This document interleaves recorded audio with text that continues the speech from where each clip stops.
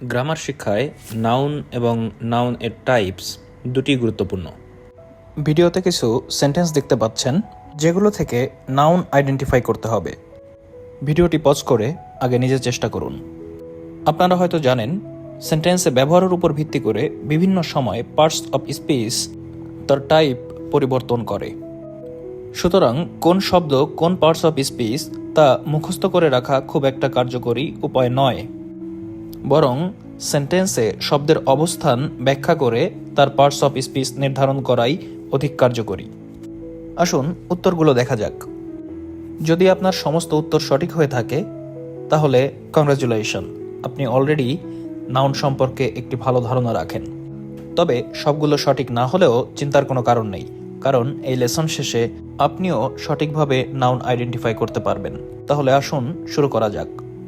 আজকের লেসনে থাকছে নাউন এর টাইপ এবং কিভাবে আপনি একটি সেন্টেন্স থেকে নাউন আইডেন্টিফাই করতে পারবেন এবং এটা কোন টাইপের নাউন সেটা বুঝতে পারবেন। এই সমস্ত কিছু থাকছে আজকের এই লেসনে, এবং লেসন শেষে থাকছে এক্সারসাইজ। প্রথমেই আমরা শুরু করব নাউন কি সেটা দিয়ে। খুব সহজে বলতে গেলে নাউন হচ্ছে যে কোনো নাম। এটা হতে পারে কোনো ব্যক্তি, কোনো স্থান, কোনো প্রাণী, পাখি, জিনিস অথবা বস্তু, এমনকি কোনো ধারণা। একটি সেন্টেন্সে কিছু নির্দিষ্ট জায়গা রয়েছে যেখানে নাউন ব্যবহৃত হয়। চলুন দেখা যাক নাউন কোথায় কোথায় কি কি রূপে ব্যবহৃত হতে পারে। নাউন সবথেকে বেশি ব্যবহৃত হয় সাবজেক্ট এবং অবজেক্ট হিসেবে। আমরা সহজে বুঝি বাক্যে ভার্বের কাজ যে করবে সেই সাবজেক্ট। যেমন এখানে David came back from Dhaka, অর্থাৎ ফিরে আসা কাজটা কে করেছে? ডেভিড করেছে, সুতরাং ডেভিড সাবজেক্ট। তবে অবজেক্ট হতে পারে দুই ধরনের, ডিরেক্ট অবজেক্ট অথবা ইনডিরেক্ট অবজেক্ট। বাক্যে কি বা কাকে দিয়ে প্রশ্ন করলে সাধারণত ডিরেক্ট অবজেক্ট পাওয়া যায়। কোনো বাক্যে যদি একটি মাত্র অবজেক্ট থাকে তাহলে সেটি সবসময়ই ডিরেক্ট অবজেক্ট। আর কার জন্য অর্থাৎ ফর হুম এটা দিয়ে যদি ভার্বের কাছে প্রশ্ন করা হয় তাহলে ইনডিরেক্ট অবজেক্ট পাওয়া যায়। উদাহরণগুলো খেয়াল করুন। Ronaldo was playing football. কি খেলছিল? ফুটবল খেলছিল, তাহলে ফুটবল একটি direct object. He called Messi yesterday. সে কাকে ফোন দিয়েছিল? মেসিকে ফোন দিয়েছিল, সুতরাং মেসি এখানে ডিরেক্ট অবজেক্ট। একইভাবে পরবর্তী উদাহরণটি খেয়াল করুন। Megha baked Julie a cake. এখানে যদি বলা হয় কি বেকড করেছিল তাহলে উত্তর হবে এ কেক, সুতরাং a cake is a direct object. But যদি বলা হয় কার জন্য বেক করেছিল তাহলে উত্তর হবে জুলির জন্য, সুতরাং জুলি এখানে ইনডিরেক্ট অবজেক্ট। অর্থাৎ এখানে ডিরেক্ট এবং ইনডিরেক্ট অবজেক্ট দুটিই আছে এবং দুটিই নাউন। এছাড়া সাবজেক্ট এবং অবজেক্ট কমপ্লিমেন্ট হিসেবেও নাউন বসতে পারে। কমপ্লিমেন্ট মানেই হচ্ছে সাবজেক্ট এবং অবজেক্ট সম্পর্কে এরা বাড়তি একটি তথ্য দিবে। যদি সাবজেক্ট সম্পর্কে বাড়তি তথ্য দেয় তাহলে সেটা সাবজেক্ট কমপ্লিমেন্ট। একইভাবে যদি অবজেক্ট সম্পর্কে বাড়তি তথ্য দেয় তাহলে সেটা অবজেক্ট কমপ্লিমেন্ট। উদাহরণগুলো খেয়াল করুন।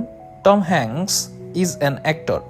এখানে টম হ্যাঙ্কস সাবজেক্ট এবং টম হ্যাঙ্কস সম্পর্কেই বলা হচ্ছে উনি একজন অ্যাক্টর, সুতরাং অ্যাক্টর এখানে নাউন। শেষ উদাহরণটি খেয়াল করুন। We named our parrot Mithu. Our parrot এখানে অবজেক্ট এবং ওই অবজেক্ট সম্পর্কেই একটি বাড়তি তথ্য হচ্ছে মিঠু, সুতরাং মিঠু একটি নাউন। অনেকটা সাবজেক্ট এবং অবজেক্ট কমপ্লিমেন্টের মতোই অ্যাপোজিটিভও ব্যবহৃত হয়। অ্যাপোজিটিভ হচ্ছে নাউনের ইমিডিয়েট পরেই বসে নাউন সম্পর্কে বাড়তি তথ্য প্রদান করা। অ্যাপোজিটিভের দুই পাশেই সাধারণত কমা বসে। যেমন এখানে এক্সাম্পলে দেখবেন, my sister Soma is 6 years younger to me. এখানে নাউন ফ্রেজ মাই সিস্টার এর সম্পর্কেই বাড়তি তথ্য দেওয়া হচ্ছে, সোমা, এবং এটা দুইটা কমার ভিতরে বসেছে, সুতরাং এটা একটি অ্যাপোজিটিভ এবং নাউন।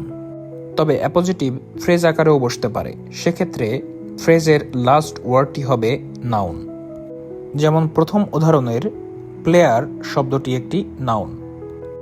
এছাড়া মডিফায়ার হিসেবেও নাউন ব্যবহৃত হতে পারে। এক্ষেত্রে নাউনকেই মডিফাই করে আরেকটি নাউন। সেক্ষেত্রে প্রথম নাউনটি অ্যাজেক্টিভের মতো কাজ করে এবং এর নাম হয় অ্যাট্রিবিউটিভ নাউন। উদাহরণস্বরূপ, she bought a gold watch. এখানে গোল্ডও একটি নাউন, ওয়াচও একটি নাউন, বাট ওয়াচকে মডিফাই করা হয়েছে গোল্ড দিয়ে। সুতরাং গোল্ড হচ্ছে অ্যাট্রিবিউটিভ নাউন। এবার আসুন দেখা যাক নাউনের টাইপস।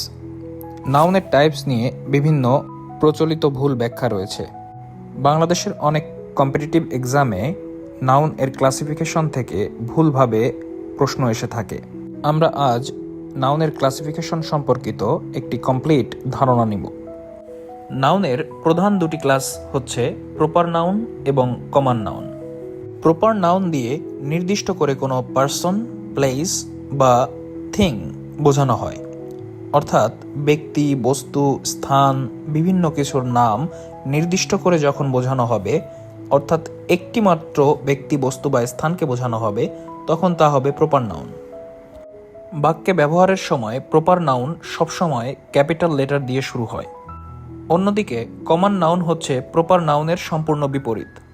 প্রপার নাউন দিয়ে যেমন নির্দিষ্ট করে একজনকে বোঝাচ্ছিল বা একটি জিনিসকে বোঝাচ্ছিল, কমন নাউন দিয়ে সাধারণত একটি নির্দিষ্ট ক্লাস বা গ্রুপের সবাইকেই বোঝানো হবে। এই জন্য এটাকে জেনেরিক নাউনও বলা হয়ে থাকে। জেনেরিক বলতে বোঝায় একটি নির্দিষ্ট জাতি বা একটি নির্দিষ্ট বর্গের সবাইকে। একটা উদাহরণ থেকে বোঝা যাক। মনে করুন সুমন, রাব্বি, আহসান এবং হাবিব এরা চারজন এবং চারজনই ছেলে। সুতরাং প্রত্যেককেই আমরা আলাদা আলাদাভাবে ছেলে বলতে পারি, অর্থাৎ বয় ওয়ার্ডটা এদের প্রত্যেকের জন্যই আমি কমনলি ইউজ করতে পারি। এজন্যই বয় একটি কমন নাউন।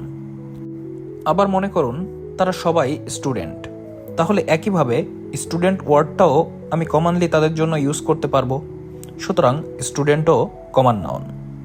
কিন্তু সুমনকে আমরা রাব্বি বলে সম্বোধন করতে পারবো না, বা রাব্বিকে সুমন বলে সম্বোধন করতে পারবো না। সুমন একজন মাত্র ব্যক্তি এবং রাব্বিও একজন মাত্রই ব্যক্তি। সুতরাং সুমন, রাব্বি, আহসান এবং হাবিব এরা সবাই প্রপার নাউন। কমন নাউনের আবার কয়েকটি সাব ক্লাস রয়েছে। সেগুলো হলো কনক্রিট, অ্যাবস্ট্রাক্ট এবং কালেকটিভ। কনক্রিট নাউন হচ্ছে এমন কিছু যা 5টি ইন্দ্রিয় দিয়ে বা 5 সেন্সেসের মাধ্যমে বোঝা যায়, অর্থাৎ চোখ, কান, নাক, ত্বক এবং জিহ্বা দিয়ে আমরা উপলব্ধি করতে পারি। কনক্রিট নাউনগুলো স্পর্শযোগ্য এবং এর একটি শারীরিক উপস্থিতি রয়েছে। যেমন মাই কিবোর্ড ইজ নট ওয়ার্কিং। এখানে কিবোর্ড একটি কনক্রিট নাউন, কারণ এটা স্পর্শ করে আমরা বুঝতে পারি। অন্যদিকে অ্যাবস্ট্রাক্ট নাউন ঠিক এর বিপরীত। আমরা 5টি ইন্দ্রিয়ের সাহায্যে এগুলোকে বুঝতে পারি না, এটা স্পর্শযোগ্যও নয়, এগুলো শুধু অনুভব করা যায়। যেমন একজনের সততা বা অনেস্টি আপনি অনুভব করতে পারবেন, ভালোবাসা বা লাভ আপনি অনুভব করতে পারবেন, কিন্তু স্পর্শ করতে পারবেন না বা দেখতেও পারবেন না। আরও একটি কমন নাউন, সেটা হচ্ছে কালেকটিভ নাউন। কালেকটিভ নাউন দ্বারা নির্দিষ্ট একটি গ্রুপের অবজেক্টস, অ্যানিম্যালস, বার্ডস অথবা পিপল ইত্যাদি একসাথে বোঝাবে। উদাহরণস্বরূপ, যদি অনেকগুলো লায়ন একসাথে থাকে তাহলে তাকে একটি প্রাইড বলা হয়। অনেকগুলো বীজ বা মৌমাছি যদি একসাথে থাকে তাহলে তাকে সোয়ার্ম বলা হয়। এরকম a board of directors, a chain of mountains, a fleet of ships ইত্যাদি। একটি নাউন গণনা করা যায় কি যায় না তার উপর ভিত্তি করে 2টি ক্লাস রয়েছে, একটি কাউন্ট নাউন, একটি নন কাউন্ট নাউন। এর নাম থেকেই আমরা বুঝতে পারি যেটা গণনা করা যায় সেটা কাউন্ট বা কাউন্টেবল নাউন, এবং যেটি গণনা করা যায় না সেটি নন কাউন্ট অথবা আনকাউন্টেবল নাউন। কিছু ডিটারমাইনার শুধুমাত্র কাউন্ট নাউনের আগে বসে, আবার কিছু ডিটারমাইনার শুধুমাত্র নন কাউন্ট নাউনের আগে বসে। আবার এমন কিছু ডিটারমাইনার রয়েছে যেগুলো কাউন্ট এবং নন কাউন্ট উভয় নাউনের আগেই বসতে পারে। আসুন উদাহরণ থেকে বোঝা যাক। সাধারণত কাউন্ট নাউনের প্লুরাল ফর্ম হয়ে থাকে। এই কাউন্ট নাউনের আগে ডিটারমাইনার হিসাবে কোয়ান্টিফায়ার ব্যবহার হতে পারে, অর্থাৎ যেগুলো গণনাযোগ্য। A, an, these, those, one, two, 3 এই সমস্ত ডিটারমাইনার দিয়ে আমরা কাউন্ট নাউনকে মডিফাই করতে পারি। যেমন এ বুক, যখন আমরা অনেকগুলো বইকে বোঝাবো তখন আমরা বলতে পারি সাম বুকস। কাউন্ট নাউন যে সবসময় এস বা ইএস যুক্ত হয়ে প্লুরাল করা হবে তা নয়। ইরেগুলার কাউন্ট নাউনগুলো এস বা ইএস ব্যবহার না করেও প্লুরাল হতে পারে। যেমন ম্যান থেকে মেন, চাইল্ড থেকে চিলড্রেন, পারসন থেকে পিপল, মাউস থেকে মাইস ইত্যাদি ইরেগুলার কাউন্ট নাউন হিসেবে পরিচিত। অন্যদিকে নন কাউন্ট নাউনগুলো প্লুরাল ফর্ম হয় না এবং এরা সবসময়ই সিঙ্গুলার নাউনের মতোই ব্যবহৃত হয়। যেমন কিছু কমন নন কাউন্ট নাউন হচ্ছে মানি, হোমওয়ার্ক, ফুড, নিউজ, সোপ ইত্যাদি। এগুলোকে আপনারা এস বা ইএস যুক্ত করে প্লুরাল করতে পারবেন না, অর্থাৎ আপনি হোমওয়ার্কস বলতে পারবেন না বা ফুডস বলতে পারবেন না। যেহেতু এরা নন কাউন্ট, সুতরাং এদেরকে গণনাও করা যায় না এবং এদেরকে প্লুরাল ফর্মেও নেওয়া যায় না। তবে নন কাউন্ট নাউনের আগে কিছু কাউন্ট নাউন ব্যবহার করে এগুলোকে গণনাযোগ্য করা যায়। যেমন মিল্ক একটি নন কাউন্ট নাউন, কিন্তু এটাকে গণনাযোগ্য করতে হলে এর আগে বটল ওয়ার্ডটা আমরা ইউজ করতে পারি। সুতরাং বলতে পারি ফিউ বটলস অফ মিল্ক।